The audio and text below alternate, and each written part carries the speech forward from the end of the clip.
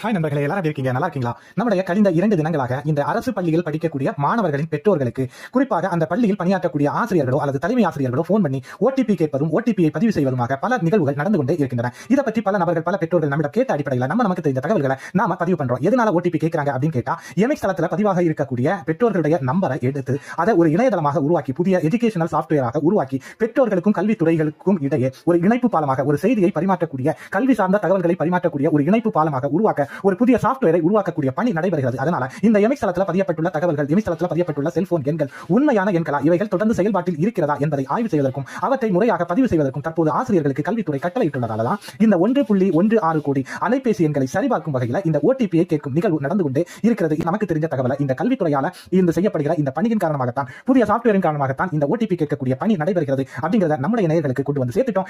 இது போன்ற பல்வேறு செய்திகளை தெரிந்து கொள்ள நம்முடைய சேனலை தயவு செய்து சப்ஸ்கிரைப் பண்ணுங்க. உங்க ஆதரவை தவறாம தாங்க.